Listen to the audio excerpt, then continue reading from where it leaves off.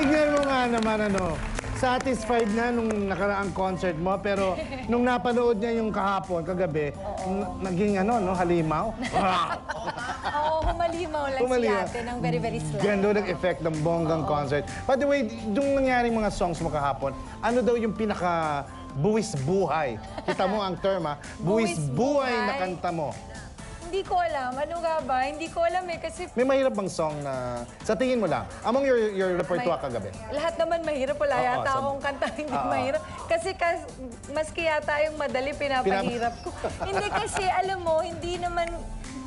Kasi pagka nandun ka na sa stage, iba yung energy, yung... Kahit yung mga notes na normally hindi ko nahihit, pagka nasa stage ka, when you're performing, may adrenaline. Adrenaline lahat. You know, you see your audience enjoying what you're doing. So parang yung energy nila nakukuha ko yun eh. Ang lakas doon sa dami ng tao. Oo.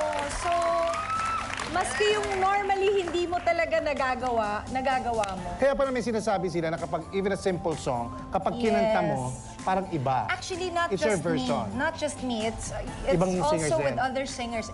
We're like that. We're all like that. Kasi nga, yung energy talaga ng tao. And plus yun, yung bang, it's your version eh. Minsan, actually, pagka sarili mo ngang kanta, mas gusto mong konti-konti nag-experiment ka. Kasi medyo naboboard. Medyo naboboard ka rin eh. So, onti-onti pinapalitan mo. Pero doon na yun mismo, minsan hindi na nire-rehearse. Pero parang nakaka-nervous yun. Nabira mo lahat nangyayari. Live doon na, no? Doon na. Yun nga yung maganda sa kailangan concert, magaling ka para magawa yun? Kasi naman you have... Ninervous ko bigla. Hindi, pero kasi Kuya Dick, marami na rin naman kasing na-experience through the years, 25 years, actually 27 years na nga eh. So, you know, marami ng mga pinagdaanan, kumbagang mga ibang concerts din. Bago naman nakarating dito sa point na to. So, kaya, kaya. Doon naman sa mga, palakpakan naman natin uli, kasi iba kasi kapag ikaw ang nagko-concert eh, no? Parang iba. Kasi yung mga fans mo yata, parang ang dating kasi, bukod sa nagpupunta sila na magaling ka, no? We all know that. Pero may pagmamahal eh. That makes it different eh. Alam mo, napatunayan ko yan the first time we staged Silver.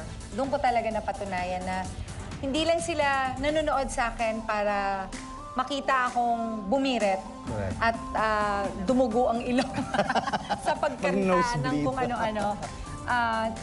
They're here, they're there to support me, to celebrate the 25 years with me. So, napatunayan ko talaga yun. Kaya nga sabi ko noon, it was very humbling for me.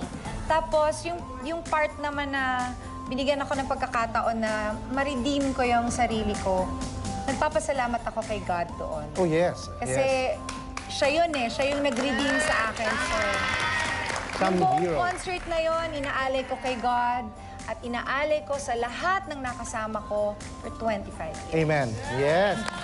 Reg, yung mga guests mo kahapon, bibilisan ko lang yung tanong para masagot mo lahat.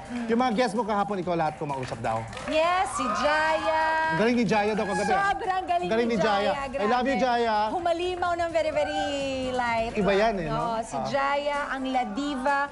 Parang kinalabit ko lang sila sa Party Pilipinas. Ando na. Si Rachel Ango. Si Wally and Jose. Yes. Si Glock 9. Thank you so much, Glock 9. Casey Montero. Yes. And of course, Jano Gibbs and my husband. Yes. Yun ang sinasabi ko. Pag may pagmamahal, nangyayari yan, kaya mo yung gawin. Alam mo, isang salita lang. Hindi na ako nag-follow up. Isang sabi ko lang, nandun sila dumating. Siyempre, yung orchestra, yung aking dalawang musical director, si Ryan Cayabyab, si Raul Mitra, walang bayad yun. Yes. At ang alam ko, higit na pinasasalamatan mo rin, ang... Siyempre, ang GMA Kapuso Yes. for co-producing this TV special na mapapanood niyo po January 27 na po. So, panoorin niyo po. At ito po ay, syempre, sponsor po namin. Thank you very much to PLDT Home. Bello Medical Group, thank you very much. Bench, Smart, thank you to June Lalin. Maraming salamat. Sa MOA Arena, syempre, salamat po ng marami. Gusto ko magpasalamat din sa Hot Legs. Thank you so much, Yes, Hot galing Legs. yan. Hot Legs. Ang Manila Symphony Orchestra, thank you very much. Direk Louie, my TV director, walang bayad. Direk mabait. Louie Ignacio, si Ruel Santiago, thank you so much. And all the designers I've worked with the last year and this concert. So maraming salamat po. Maniniwala naman ako, Reg, na sa business natin, meron ditong pwedeng gawin for the love of, For the diba? Alam mo, yun ang talagang Yan ang kakaiba. talaga sa industriya natin na hindi naman sa forever kang tatanaw ng utang na loob, ano, pero lahat tayo marunong talagang tumanaw Yes. ng utang na loob, pero tsaka yung balikan lang ba? Ganun naman talaga Balikan eh. lang talaga. At sabi nga support each other talaga. Yes. At yan, magagawa mo yan pag meron ka rin magandang itinanim. Itinanim. Oo. Yes. Okay. Ang sarap. Maraming salamat po. Hindi po mauubos ang pagpapasalamat ko sa inyong lahat. Pero thank you so much. Maraming salamat po sa pagmamahal, sa tiwala, at sana po talaga nag-enjoy kayo. Yeah. Until the next concert. Yes, on February na yan. Saka natin pag-uusapan. Mga kaibigan, ito naman, Rich. I love you too. I love you too. I love you Parang too. songbird. Okay. I love you too. Mga kaibigan, susunod na po, Yasmin Curdy. Nanganak na raw.